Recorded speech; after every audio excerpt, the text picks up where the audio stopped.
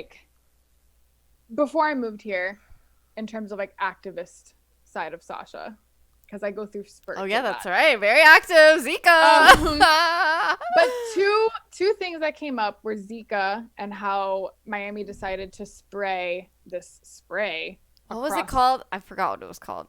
Nailid. Nailid. Yes. And they were gonna spray it across everything just to kill the Like mosquitoes a so that people wouldn't get Zika, because almost like a Zika was a big deal. pesticide of Yeah, sorts in like the in the air. Yeah. air, and no one had to say on it. They were just going to do it anyway. And I was just like, you can't just spray a chemical in the air without like consulting the people that live there, just because you're afraid of a mosquito biting someone and giving them Zika.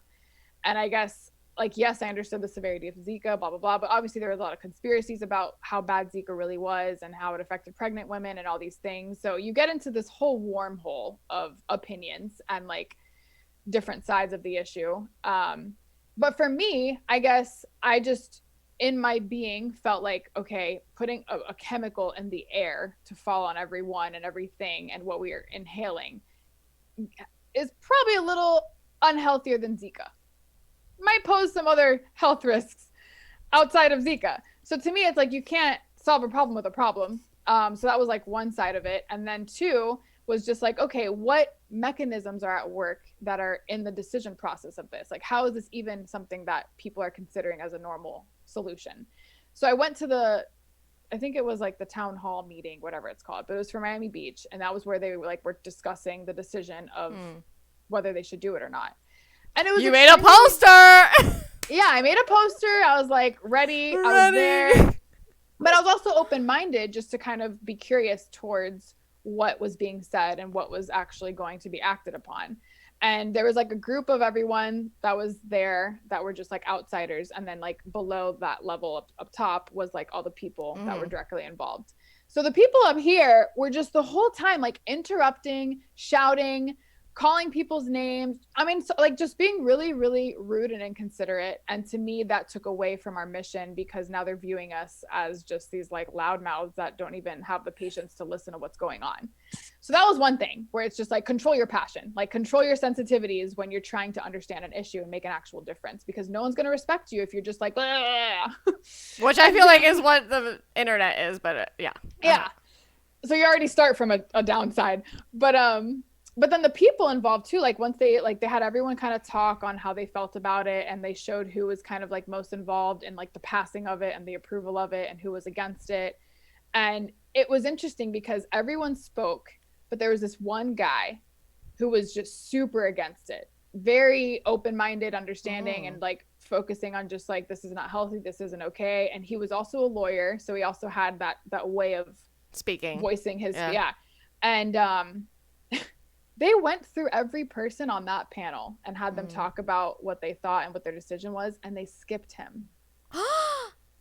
Completely skipped him. And it was obvious. Like, he tried to interject and get his turn, and they completely skipped him. And he was like, what the hell? He even kind of called it out, but because it's like a professional setting and stuff, he couldn't do too much. And he didn't want to make a scene. But it was very... You don't want to raid the White House. Right.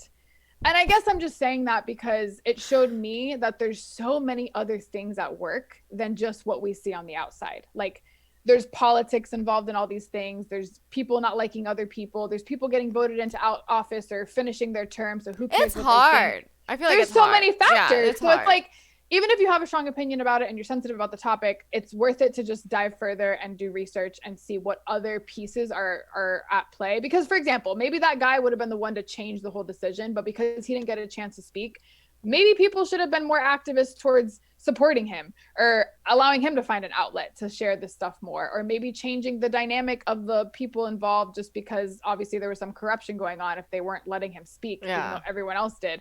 So I guess it's like, you can blame whoever, blame Miami Beach, blame whatever, like the doctors that say it's amazing or something, but you have to really look at like the details of the fabric to see like what the problem is.